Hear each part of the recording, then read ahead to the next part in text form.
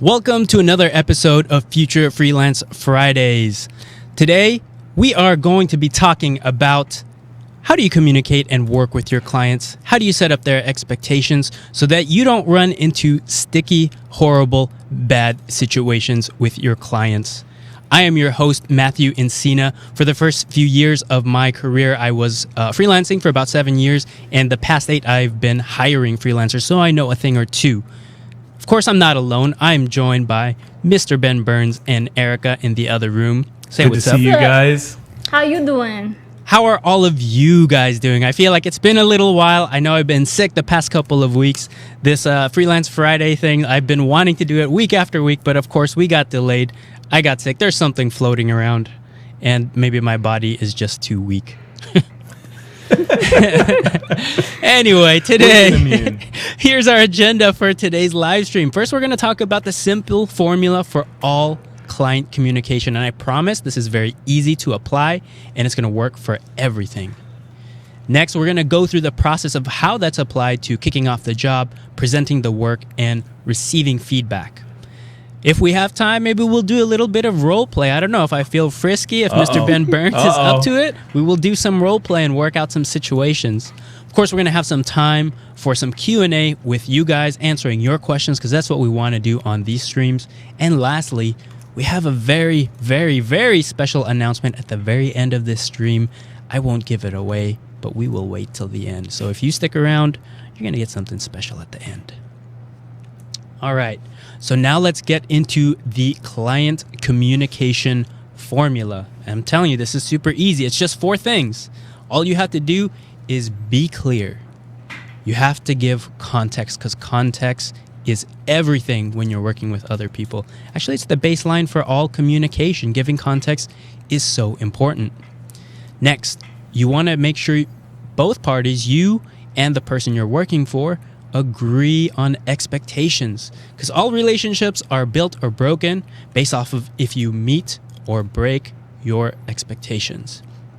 Next, you want to be transparent. When you communicate with somebody else, when you communicate with your clients, you always want to be transparent about what you're thinking, how you feel, and just pretty much every part of what you're thinking, what's going on in here. You need to illuminate that to the people you work with.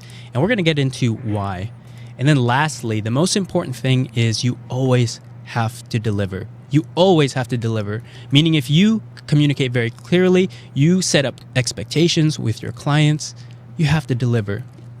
If you don't deliver, if you're constantly missing deadlines, if you're not living up to the expectations that both of you guys agreed upon, that's how you damage and ruin relationships. And you're probably not going to get a call back from that client. Okay? So, of course, it's not just what you say, but it's how you say it. So let's talk a little bit about delivery and tone, because you could say certain things to clients, but the tone is everything. So here's a couple of tips for you guys when you guys are applying this formula or when you're just talking to your clients. Make sure, number 1, you keep your emotions out of it. I see a lot of people who get very defensive, very emotional when they talk about their work. They feel like the clients are attacking them, or they feel like they need to attack back. You got to keep your emotion out of it. You got to be pro, okay? And the way you do that is you just focus on how you'll get there versus what work it actually means for you. Meaning if you're communicating with a client, you're getting an assignment, you're getting feedback, you just focus on what is it going to take to get there. Figure that out first before you even react to that thing. Don't even worry about the work it's going to take you, okay? Next thing, you have to adopt a helpful tone. Basically, you have to care about their outcome, the client's outcome. You got to think of them first before you think of yourself, especially if you're doing client services. This is very important. You have to be helpful. And lastly, this is just a little tweak in language, but whenever you're talking with them and you're going over feedback or ideas, it's always nice to replace you with us or we. And the reason being is you're giving that person as much ownership on the work that you guys are collaborating on together as the work that you're doing, right? So it's really important that you use us and we. Also, it doesn't feel like you're attacking me if I say, hey, you, Mr. Ben Burns, I need you to change this. It feels like I'm attacking you. But if I say, hey, Mr. Ben Burns, you know what? I think we should change this. all of a sudden it feels like it's a you and me thing. It's a collaboration thing, and I'm not attacking you. I'm side by side with you. I'm not going to lie. I was like this close to flipping this table and coming in there. Please don't. And okay, sorry. It would destroy the whole stream. But I've seen Mr. Ben Burns Hulk smash before, so you definitely don't want to make him angry. Oh my gosh. All right. Now, before we move any further, let's just define the word client. I just want to make sure we're all level, we're all on the same page. But when I use the term client, it basically is just the person you are reporting to, right? Whether you are on-site, off-site, you're talking to an art director, a designer, or a producer, whoever that is, the client is the person that you are reporting to, okay? So that's how we're going to use that term in this stream. Okay, now let's talk about the application. I told you this is going to be simple. And I'm going to show you how those 4 things apply into very different situations from the beginning all the way to the end, from when you start the project to when you post to when you get feedback from your clients. So let's start with the kickoff, setting up the job. And this is the first thing, right? You want to be clear and give context, or actually you want to get context in this situation. So when you're getting the creative brief from your client, you need to find out, or you can simply ask, what is my specific role and responsibilities on this project? Then you also have to ask, what are the goals and parameters of the assignment? So you know what you're doing specifically and what you're working towards. You know the sandbox that you're working within, so that it's very focused and very defined about all the next steps you're going to take after the kickoff. That's super clear. I've said this in many, many videos, probably on the last one too, but it's very important to know what the goal is, what the parameters are, so that you're making something that's going to be useful to the client at the end of the project. So be clear, give context. Next, agree on expectations. So now you need to know what's expected of me and by when. You have to also be very clear on the budget or rate. How many days or deliverables, essentially. So if you are agreeing to do work with a client at the kickoff, you need to know what is your rate and what does that include? What is the scope of work here?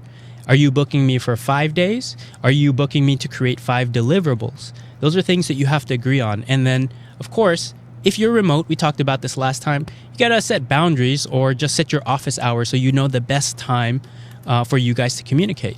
And that's how you set expectations, okay? Next is be transparent, and this is very important. So as you're getting the creative brief from your client, you got to raise any challenges or issues or questions that you have. If anything is unclear, you have to ask it there and then.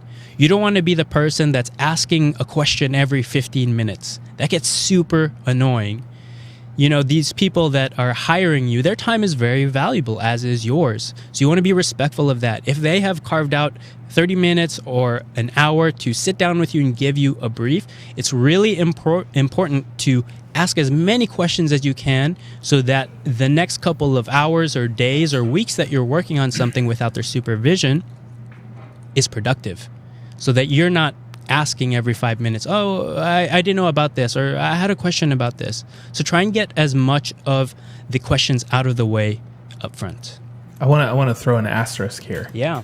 I want to throw an asterisk. If you can Google it, don't ask. Boom. If you can Google it, don't ask.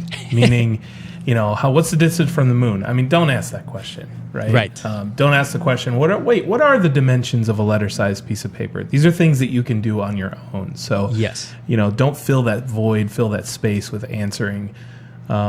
There's no bad questions. There's no stupid questions, but there are easily researched questions. Right. Avoid those. Yeah. Those are the annoying ones. I don't like those. If you can Google it, you're right. Don't ask me that question. But what I'd rather have you ask is ask questions that are going to help you understand the problem, the challenge, the goal more clearly.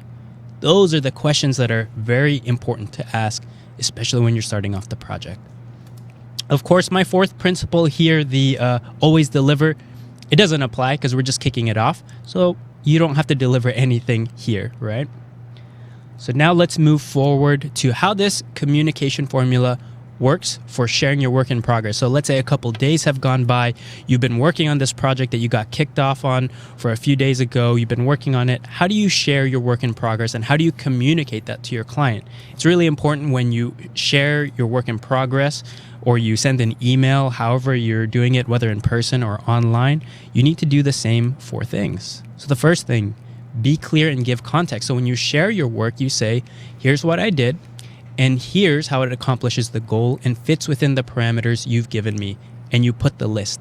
It's really important to do this so that your client knows that you were very thoughtful about the work, because they hired you to problem solve. Designing is problem solving, right? So the idea is that here's what I made and here's how it addresses everything, all of the objectives for the project that you gave me. And by doing that, it looks like none of the decisions you made are arbitrary, but they're very objective, and they're not necessarily subjective, right? So there's something that you could map it to. Context is everything. Otherwise, if you just say, here's my work, what do you think?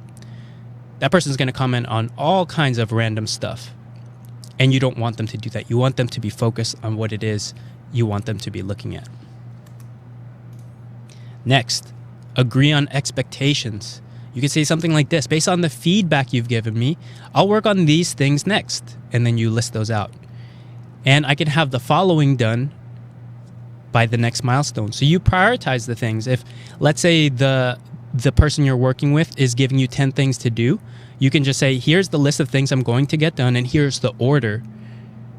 The reason why you want to prioritize this stuff is because sometimes you don't get to everything, or some things are really not important. So it's really important to prioritize all the tasks, because some tasks, if you wait till last minute and it's the most important task and you don't give it enough brain space to actually work on, man, the person you're working for is going to be pretty upset, and you're not going to do justice to the problem solving that you need to for that particular task.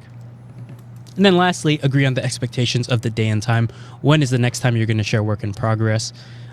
Again, what am I going to work on and by when? Okay. Next, be transparent. So as you're sharing your work in progress, you can also note any challenges you're having. It's like, I worked on this for the past 3 days, but I feel like I haven't cracked this one challenge yet. I know you briefed me on this at the beginning of the project, but I feel like I have not gotten there yet. So you want to bring those up as early as possible, especially if you've tried so many times and you just can't solve it. That's when you enroll somebody else. That's when it's okay to ask the person for questions, because you just want to make sure that you're approaching it right, especially if you're hitting a dead end. Next, about transparency. If you have any additional questions, things that you need clarity on, you just ask. It's really important that you ask and not wait too long for these things to write out. You don't want to ask the question way late in the game and then realize that you have so much more work to do. So make sure you get clarity early on. Also, be transparent if you're worried about hitting the deadlines, right? So if you're getting close to posting and you're worried about hitting those deadlines, you have to bring that up super early. It's better knowing early than last minute, because if you share the work in progress and you say, I only got half of this stuff done when it's due, that person's going to be really upset, because when you kicked off the project, you had set the expectations of how much by when. And if you didn't bring that up sooner, there's just no way to react. So it's better, if you're having any challenges, to bring that up super early and be transparent with the person you're working for, so that you can work out a way to prioritize or, shuffle some stuff around so that you can get the most important things done. And that really sets you up to move the levers that you have in the relationship. And there's really 3 main levers. There's money, there's time, and then there's scope. And so in this relationship, by saying, hey, look, I'm concerned about missing this deadline, you're already framing the request for feedback in a specific way, so that if they come back with unreasonable requests, it's like, well, as you know, I'm already concerned about hitting this deadline. Now, if we handle all of these things, it's going to impact it by X amount more. Mm-hmm. So it's setting up that objection response by framing that you're already on a kind of a tight deadline. Absolutely. Thanks for those two cents there. And then lastly, this is the fourth thing for the formula: always deliver. So this is where it does come into play. You must get the work in on time. If you can't, you have to let the person know way ahead of time. And this is the reason why, and this has happened to me before. Your boss could have a very small window to review. So let's say if they carved out 6:30 p.m. today to review the work, and the work is not in front of them, what's going to happen? Well, you might have missed your opportunity, and it might be another 2 days. Maybe they're going on vacation, or maybe they're super busy inside client meetings, and they can't give you feedback. What does it do? It slows down and bottlenecks the entire process. So you have to always deliver on time. Here's another reason why, and this has happened to me before. They might have to present to somebody else, and you don't want to make them look bad. I've had a situation before where I told my client that I was going to post something at 7 p.m. on Thursday, and then it was 7:30, 7:45, 8 p.m., and they were just emailing every 5 minutes like, hey, how's that thing going? I want to see the work in progress. How's it going? And I had to keep making up all of these excuses. I was in a bad place. But the thing that was even worse is my client had to show somebody else. So now I wasn't only disrupting the time of one person, I was disrupting this whole chain of people who had to see this work. So you know how bad that probably turned out for us. It wasn't great. And I had to do a lot of bandage repairs for that relationship. But yes, always deliver on time, because if you don't, you're going to destroy your relationships with your clients. Whew. Okay. That was part one, right? That was part two. First, we were talking about the beginning of the project when you're kicking it off. Then we're talking about posting and showing your work. Now let's talk about receiving feedback. Now that you've posted your work and you're getting feedback from your client, I'm going to show you how this same exact formula works for this situation. So again, be clear and give context. So when you're receiving the information, always try to map their feedback to the project objectives from the kickoff. You could ask something like this: I'm having a hard time understanding how this feedback addresses the objectives. Can you help me understand this better? Or can you say it in a different way that will help me understand how this addresses the objectives? It's really important if you start to hear seemingly arbitrary feedback and notes like, oh, make this red, make this 32-point size. You might want to reframe it and say, I just want to make sure I understand how this is addressing the goal. And you can do that in a very friendly way. You're not trying to be a dick about it. You don't have to be mean about it. And you don't have to attack your client, because I know a lot of designers like to blame the client for everything. But if you just simply ask, I want to be helpful to you. I want to understand how this is working towards our larger goals, because you're paying me to do that. You're paying me to be objective and to problem solve for you, right? So that's why you want to be very clear and get context in this situation. Next, when you're receiving feedback, again, same thing. What's next? By when? And prioritize what are the most important things to address, right? This is when you post. This is when you receive feedback. It's the same exact thing. So if you get the feedback and you say, you know what, I understand all of these things, I'm going to prioritize A, B, and C since it seems to be the most important. And then if we get to D, hopefully I can get to that. But it sounds like your priority is A, B, and C. It's really important to do this, again, just to make sure you're weighting your time and efforts properly. Lastly, be transparent. Again, if something sounds outside of scope or incredibly challenging or just pretty much outside of what they hired you for, you have to be transparent about that and bring it up. And we can go over some examples later, but you have to make sure that if it's going outside of scope, you throw a flag and say, you know what, client, I'm happy to help you and I want to get you to your goal, but I feel like with the time remaining, I don't know that we can complete this. I don't know if I can address all of these things. You have to just let them know that it's challenging, and then they can help reprioritize for you. Maybe they'll take 3 things off of your plate and have you just focus on the one. It's really important to bring these things up. Next, if you hear some feedback that is conflicting, you have to challenge it. And again, you have to do it in a nice way. So if you hear some coded language, for instance, I have 2 examples here. Like if the client says, you know what, I just want you to make it epic and energetic. Well, what the heck does that mean? You won't say it like that, but the way you'll say it is you have to challenge your client in a friendly way. It's like, hey, client, you know what? I love it. I'm happy to make this more epic and energetic. But before we get into that, I need to understand what those words mean to you, because what it means to me might be completely different to you. So I just want a little bit of clarity, and we can dig in deeper. If we have time, I think we could do some role play, Mr. Ben Burns, on how to clarify coded language like that. But you want to make sure that anything that there's room for interpretation, you have to dig in, question, and get clarity. All right, let's take a quick break there and go to Q&A. Mr. Ben Burns, do we have any good questions from the audience? We do. So Enzo Garcia asks, how do you handle clients who changes the scope of work despite already agreeing on an expectation? Now, we covered the principle, but I think this is a good time to maybe do some role play and to really show the people how you handle that objection. Yeah. Ben, do you want to play the client? Always. Okay, so what's the situation is you're going to be asking for something outside of scope? Yep. All right, go ahead. Okay, so listen, guys, the brochure looks great. However, we totally forgot that we need an extra, probably 4 pages. There's some data that really came down the pipe, and we have a lot of, pretty much everything is designed, right? We just need to duplicate those designs in the last 4 pages of the brochure. So you think you can manage that, right? Client, anything's possible with time and money. And you know how much time it took for us to get here, right? We've been working on this for 3 weeks. We've been going through 4 rounds of iterations and revisions now. And now we are really at the end of the project. And with this last posting, I was hoping just to deliver this to you. And if you're telling me there's more time or a budget, I'm happy to do these things for you. Otherwise, I feel like I feel like I'm going to be pretty challenged to get this all done within the time frame that's left over in this project. Is there something that we can reprioritize, or are you telling me that there might be more time or money for this project? Well, there's definitely no more money. And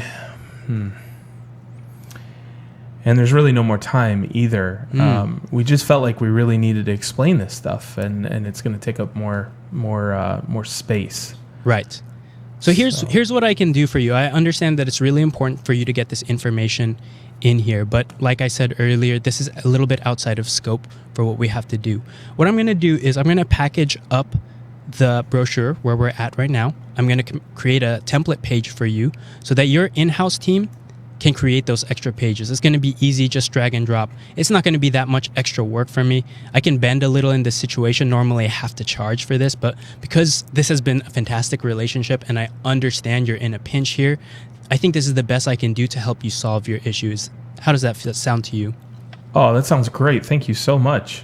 Great. We have another project coming up. It's amazing. We'll just give it right to you. It's $250,000. Woo! All right. That'll never happen. That'll never happen. End scene. So what I did there is first I said, fantastic. Anything's possible with time or money. And you see, when I'm saying this, I'm smiling and I'm trying to just be helpful. And I'm trying to let Mr. Ben Burns know that, it took us a long time. You know that we made these decisions together. We've been working on this for 3 weeks. For us to now open this back up, you know how challenging that is. So I'm pushing Mr. Ben Burns into a corner a little bit because he really knows how long it took us to get here. So I'm challenging him. I'm just making sure his logic is in check. Next, I'm trying to say, if you're telling me there's more time or money, I'm happy to open this back up and discuss solutions. So from there, I'm saying, Mr. Ben Burns, do you have more money? Do you have more time? Because I could do this for you. Anything's possible with time or money. I told you right there at the beginning. If not, Mr. Ben Burns said, I don't have any more time or money. This is where you could bend a little bit. Try your best, especially if they're a good client, try your best to still help them. You want to be helpful.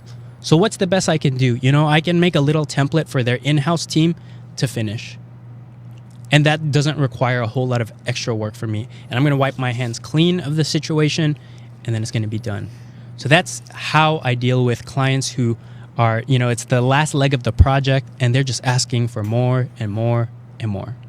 But guys, honestly, a lot of times, clients will approach these situations kind of like playing poker, right? They know that their request to start from the beginning is out of scope. They know this. It's common sense. If you've been working for 6 months and they've already paid 3 bills and it's the 4th one that's right on delivery and you're scheduled to deliver next week, asking you to add pages and stuff, they know it's additional. Right. But they're not going to bring it up. They are not going to be the ones that show their hand first. Right. And so a lot of times, as soon as you broach the subject of absolutely anything is possible with time or money, I mean, that's Matthew's go-to. I freaking love that. But as soon as you bring that up, it's almost like the elephant has been recognized in the room and the walls come down. It's like, oh, okay, yeah, I figured it was going to be an overage. I mean, how much are we talking here? And then they're looking for some reassurance that you're not going to just absolutely rape them on cost. Right. So that's the real way these things break down. People know when they're asking for too much. Right. Especially if you follow the formula. So when you started the project, when you're posting your work and you're getting feedback, you're very clear about the context, right? The context is so key here. Here's what I did and here's what's next. So you know at every step of the way, each milestone that you have, that there is a very clear decision tree that you and your client have made together to get to this point. And you can always point back to that decision tree and say, you know what? We made all these decisions together. It took all of this time and effort. For us to do another round of this, you know it's going to take more work. It's going to take more effort, more time and money. So at that point, it's just business logic at that point. If you can talk on that level and not talk about and get upset about the work it means for you, rather focus on the outcome and how you can best help them without screwing yourself over, that's the best lens you can take in these situations. All right. Well, I think that was actually one of my role play things, so that's perfect. I would love to forget my role plays. Let's talk about... There's another one. There's another one. There's another juicy one. Ooh. And this one comes from Abby Rose. Is this going to kill me, man? No. This is not. This is a good one. This is a really, really good one. So she asked a question, but I kind of want to just answer the question by starting a role play. Okay. Because she gave a situation. All right. So you're going to be the client? I'm going to be the client. Yeah. All right. So we're working on a logo design. And we're a couple rounds in, and now we are at a feedback stage where I'm giving feedback to you about the work that you've done.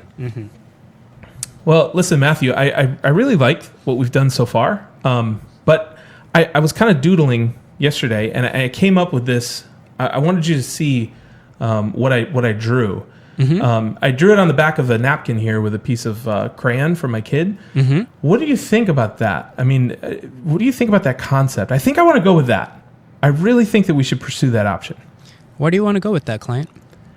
Well, it just means more to me. It means something to me that, I just think that the shape is really neat, and I think it really matches with what you guys have been doing. And it's just an idea that popped into my head, and I was like, oh my gosh, this is it. I mean, Can you guys at least take a look and see if it let's work? take a look. But before we get into that, I want to understand, the goals and objective of this project. Can we revisit that again? Well, in your mind, what is the goal of this logo? Okay, so the goal of this logo is to really set us apart from the competition. And then when you look at this logo, do you feel like this logo is going to set you apart from the competition? Oh, 100%. 100%. And I love what you guys have done, and I want to take these pieces from it. And I know that we have one round of revision left, and I'm wondering if we could just explore this. So here's what I can do. We do have one round of revision left. I could do two things. Really, I was expecting this last round to tighten everything up, right? So that we can get to our end goal, since we've been refining this logo for the past 2 weeks. You know that. In this last week, we can try and catch this flyer here and explore and go down that route. I'm happy to do that. You're the one paying me. I'm happy to do whatever you want. But just know, after this week is done, our engagement is over. So if we spend the time to refine and explore this brand new direction, at the end of the week, I don't know that we're going to get where we need to be. But I'm happy to do that. So we have two options here. We can go down the route that we're already going. We can take a bit of a chance and explore this new route, which, after the week is over, exploring this new direction, and we're not there, we might need to open up the engagement further. We might have an overage here. And if you're telling me there's a little bit more time and money in this project, I'm happy to do that, because you know what? If you feel like this is addressing your goals and objectives, I will consider that. I will bring this to my team, and we will look at that. I see. So what you're saying is that we can explore this option, but that takes away potential time for refining. That's correct. Okay. Well, let me ask you, how much do you think if we added one more round of revisions to the job, what would that run? Well, you know what? I don't have the cost offhand, but it will probably be in the range of about $2,500 to do another round of this. So if that's something you can stomach, I can go back and look at all the things that it's going to take. I will look at the logo that he is sketched out for us and see really what it's going to take. I don't have the full answer yet. I need some time to process the information before I come back to you with a good solution. But my gut is telling me anywhere from $2,500 to $2,000. Okay. Does that sound all right to you? Well, I probably need some time to process that. Okay. Can I think about it for the night? Sure. So let's do this, because I don't want this to run too long, because we are definitely on the clock here, right? You know, we only have 1 week left in this project, and I want to make sure that we don't go on too long. Let's think about it overnight. I will send you something right in the morning. You could send me your bit, and let's figure this out. Let's figure out the best way to move forward. Okay. Yeah, I appreciate it. Cool. All right. So how did we do? How did we do on that? I think that we did great. Of course, we think we did great. Yeah, I'm just going to say that we did amazing. And then this small break is brought to you by sparkling water. I wish we had a sponsorship. Just can't get away from it. Someday. All right. You know, I know we started a little bit late. We have a little bit of time left. I'm willing to go. I'm having fun with this role play. How about you, Mr. Ben Burns? Yeah. This is really, really fun. Is there anything else? Because these are none of my prepped ones. I'm happy to take the flyers from the audience, because it's actually pretty challenging. Yeah. But you're seeing that in this process between me and Ben, I'm doing the same thing. First, I'm trying to understand the context, right? How does this address the goals, the objectives? Then we're going to get into how I feel, transparency. Well, I think it's going to take this, and you know how long it took us to get here, and some of the challenges we might face, and some of the realities at the end of this project when the engagement is over. And over this whole thing, I was just trying to be helpful. I didn't judge the sketch at all. Maybe I don't like it, but that's fine. I'm not going to outright say that, because if the person on the other end, the person that's paying me, feels like this thing is actually going to solve their challenges, I'm not going to fight that. My goal is to solve their problem, not to make a cool portfolio piece for me. That's not my goal. That's not why they're paying me. They're not paying me to be an artist. They're paying me to be a designer, a problem solver, somebody that's going to solve their business goals, right? So that's what we did. Again, same exact formula. I know it sounds very flowy, but once you start practicing these things and deliver it with a smile, with a helpful tone, it's going to become very natural to you guys. Do we have any other role plays? I don't know that this is a role play, but this is a good question, and, Yeah. and many people are asking it. And I think if we answer this through the lens of setting expectations, we'll provide some value here. Cool. So the last person to ask this was Barbara. And she asked, hey guys, how do I manage clients that give feedback like they are art directors, but I don't want to be rude? Ben, do you have a take on that? You know, honestly, going back to setting expectations, the way that you've asked for feedback probably has a huge impact on the feedback that you're receiving. And so are you asking pointed questions? Are you asking questions that are specifically targeted to the user's needs? And if you guys notice, Matthew has shaped those questions when we were role-playing. Hey guys, does this meet your business needs? Another question that we always ask is, okay, well, let's think back to discovery. Let's take a look at those profiles again.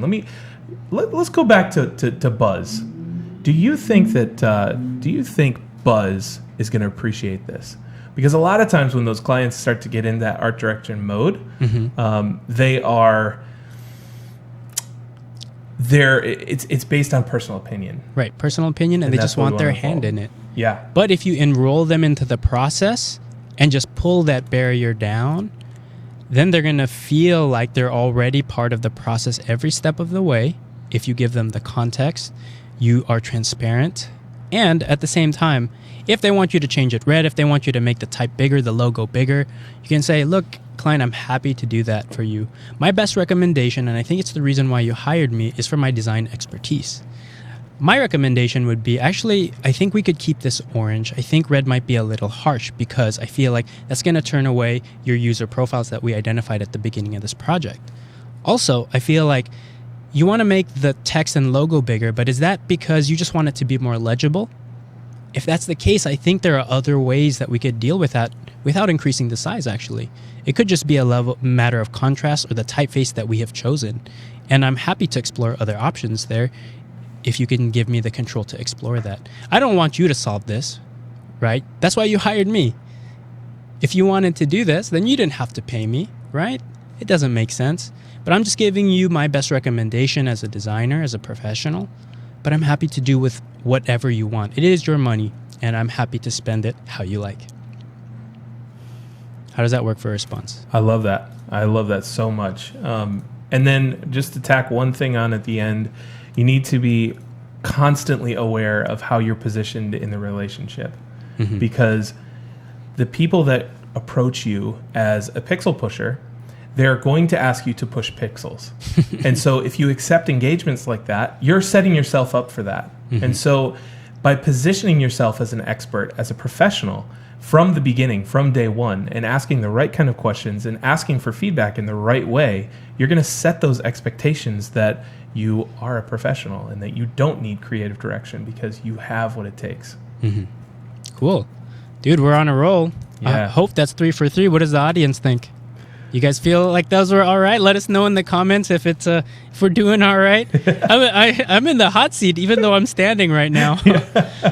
It's a little nerve-wracking, but if you guys have more, I'm happy to try and tackle, man. It's the end of the week, and for some reason, I still got some energy. Must be that last bit of coffee I had. Anything else, Mr. Ben Burns? Yeah. Okay. Here's one last question. Yeah. All right. Let's say you really screwed up. Ooh. Let's say, here we are 3 months after the job was due. You haven't communicated at all, and that relationship is on thin ice if it's afloat at all. Mm-hmm. So how do you repair a relationship where you've missed a deadline pretty badly? Ooh, okay. So in this case, you have to take 100% ownership for everything. Client, I'm really sorry that I've disappointed you. I know I've missed the mark, and that is not my goal. My goal for this project is always to serve you well and to make sure that you're getting exactly what you need and that I'm making your life easier, not more difficult. And I'm sorry that I've dropped the ball here.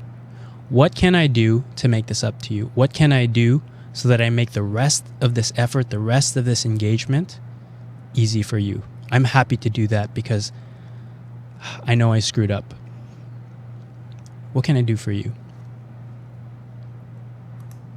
That's it, guys. I mean, it's just a sincere apology. Sincere apology and try to be helpful. If you screwed up, that is on you. Yeah, we've done jobs before in the past where we've had a client and we said, yeah, don't worry, we can do all this crazy particle animation. So we hired a guy, 2 weeks in, nothing, couldn't do it.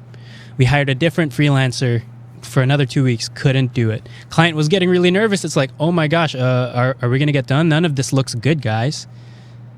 And at that point, a lot of our funds were already depleted for the project. So what did we do? We went into our own pocket to make it right. We didn't want to make the client look bad. We didn't want them to feel like they can't trust us. So we went into our own pocket to make it right. We hired a very expensive option to get it done the right way. And it was then a lesson learned. We always hire the expert. We always hire the best, and we never try and put together some ragtag crew to get something done. We always hire the best. And that's what we learned from that lesson. So if you have an issue where you mess things up badly, you have to make it right, especially if you value that relationship. If they've been good to you, especially if it's a returning client, and this one opportunity you just dropped the ball, you have to make it right, even if it means going into your own pocket. I mean, you can go away, but that's going to ruin your reputation. If they work with anybody that are potential clients for you, word is definitely going to spread. But if you take 100% ownership on everything you're doing, and you do your best to make it up, you leave it open, because by leaving it open, you're not also assuming the value that the other person, the client, wants from you. You're asking, what can I do to make this right? I'll do anything because I value your relationship so much. by doing that, you disarm them, you take that off the plate, and now you can just start to be objective again, right? You start looking at the project. What are the things that need to get done for us to get to our goal? All right, is that sufficient? Love it. Love it. Cool. I think we're pretty close right here. here. I think we're at the end of our time today. Wow, that was really fun. I love doing these role plays. Maybe for future Freelance Friday episodes, we'll do more role plays. So if you want us to do more role plays, put it in the comments section. Let us know maybe some of your challenging situations, either dealing with freelancers or being a freelancer, dealing with clients, anything you'd like us to tackle, drop it in the comments below, because I feel like with this formula, we can diffuse any of them. I'm pretty confident about that. All right, so now we are at the end. Like I said at the beginning, we have a very, very special announcement. As you know, we are in November. In November, we have Black Friday. So if you sign up for our newsletter, which is in the link in the description below, next week, you're going to get a very special email from us with a pretty heavy discount on some really primo products. So if you've been waiting all year for something that you wanted to purchase from us, now is the time. So sign up for our newsletter. You're going to get an email next week, and it will show you a very special bundle that's you're going to save a ton of money. Somewhere in the neighborhood of what? 30%. 30% off. And listen, guys, these bundles are only going to stay active for 24 hours, and they're limited quantities. Yep. The only way that you can find them is by signing up for the email address. They're not going to show up on the website. They're not going to show up on the Academy. Mm-hmm. The only place that they'll be is in the emails. Right. So you got to sign up. Make sure you're on there. And we'll be dropping bundles all month for the month of November. So check it out. You guys can save a ton of money, especially if you've been wanting our products for some time. All right. Well, that is it. Thank you so much for joining us for another episode of Future Freelance Fridays. I'm your host, Matthew Encina. And as always, like, subscribe, and share this video if you felt like it was helpful to you. I'd love to hear your thoughts in the comments below. Did I do all right? Could I have done better? What are your tips? How do you deal with clients? And with that, we are out.